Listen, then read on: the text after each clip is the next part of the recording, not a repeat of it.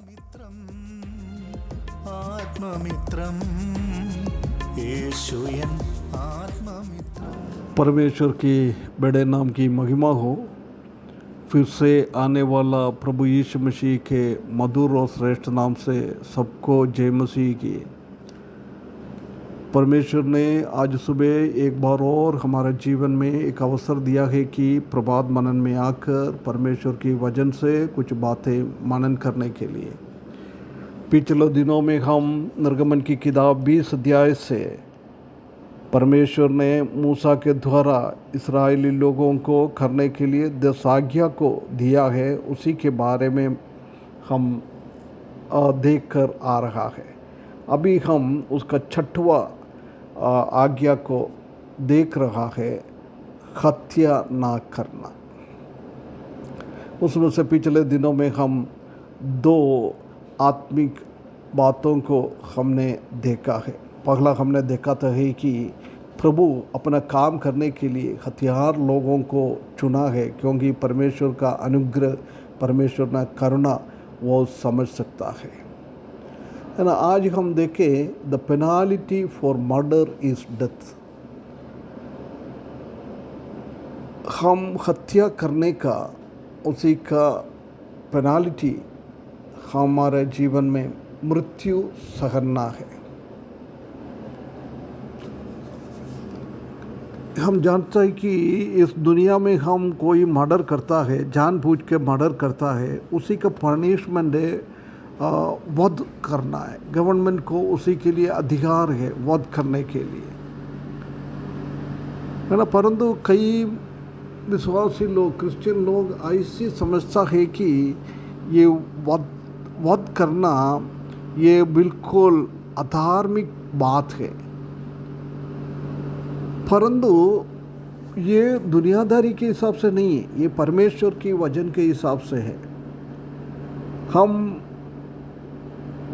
उत्पत्ति की किताब 9 अध्याय उसका 6वें पद में ऐसी हम पढ़ता है कि कोई भी किसी का भी खून लिएगा तो वो व्यक्ति का खून निकालने का है, क्योंकि परमेश्वर ने मनुष्य को अपने स्वरूप में बनाया है। परमेश्वर का स्वरूप में बनाया हुआ आदमी को हत्या करने का, मार डालने का अधिकार हमारे पास है नहीं है। वो परमेश्वर के विरुद्ध में बिल्कुल गलत है। ये बात को बहुत क्लियरली इस भाग में हम देख सकता है। ऐसी एक अवस्था है ना। उसके बाद हम देख सकते हैं कि निर्गमन की किताब 21 अध्याय 22 पद में भी वही बात को लिखा है। कोई भी किसी को भी मार डाल दिया तो वो मरना बहुत ज़रूरी है। किसने दूसरों को मार डालता है वो व्यक्ति को भी मरना बहुत ज़रूरी है। किसी को भी हम मार नहीं सकता है ना। हम निर्गमन की गिनती की किताब 35 अध्याय 7वें पद में, उस 30वें पद में भी हम देख सकता है कि कोई भी एक व्यक्ति किसी को मार डाल दिया तो उनको भी मार डालना बहुत ज़रूरी है। ये परमेश्वर का सिद्धांत है, परमेश्वर का एक रूल्स है। ये रूल हम पुराना नियम में हम बहुत क्लियरली हम देख सकता है। ये विश्वासियों के लिए भी ये लागू है। वो अविश्वासी लोग भी किसी को भी मार डालेगा तो उसको अनंत काल का मृत्यु सहना ही पड़ेगा। ये बहुत बड़ा क्राइम हम कर रहा है। उसी का पनिशमेंट भी बहुत लंबा चौड़ा है। हम उद्धार नहीं पाया है। वो लोग दूसरे को घृणा करता है, ऐसी करेगा तो वो क्या करता है, वो नरक का दंड सहने के लिए योग्य है। मत्ती सुसमाचार 5 अध्याय 22 पद में, 15 अध्याय 18-19 पद में, गलेशियन 5 का 21 में, पहला यूहन्ना 3 का 15 में इसी भाग में ये बात को बहुत क्लियरली लिखा हुआ है, कोई भी व्यक्ति को ऐसी दंड दिया गया तो परमेश्वर का क्रोध उनके ऊपर आएगा।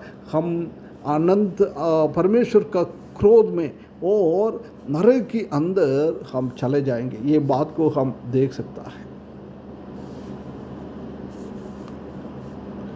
एक बार और हम इसमें से समझ जाए, यदि हम किसी को मार डालता है, उसी के विरुद्ध में हम कुछ भी परमेश्वर को दे नहीं पाता है। कुछ देख के, परमेश्वर को कुछ देख के हम ऐसे सोचता है मैं उसमें से बचाऊं, परंतु गिनती की किताब 35 अध्याय उसका 31 पद में बहुत क्लियरली लिखा हुआ है कि कोई भी किसी को भी मार डालेगा तो उसके लिए कोई कुछ भी चीज़ दे के, परमेश्वर को देकर उसमें से बच नहीं पाता है, उसी को मृत्यु सहना ही है। ये बात हम उधर देख सकता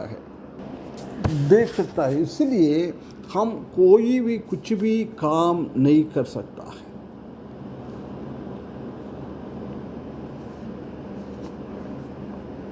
परमेश्वर ने हमारे लिए क्रूस पर बलि दिया है। जब हम उसी को अंगीकार करता है, उसी के साथ साथ परमेश्वर ने हमारा क्रोध, हमारा घृणा करना, उसी का सबका फल काल्वरी क्रूस पर प्रभु यीशु मसीह ने हमारे लिए सहा है ना। उसके बाद हम ऐसी चीज़ों में नहीं घुसना है। ये बात को हम देख सकता है।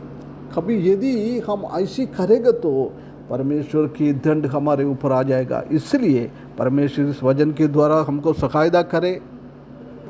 परमेश्वर हमको सहायता करे, हम भाई लोगों के साथ प्रेम में, एक दूसरों के साथ अच्छा वातावरण में जीवन बिता के प्रभु का स्तुति करते हुए हमारा जीवन बिताने के लिए इस वचन के द्वारा परमेश्वर हमको सहायता करे। उसके बड़े नाम की महिमा हो। आत्ममित्रम्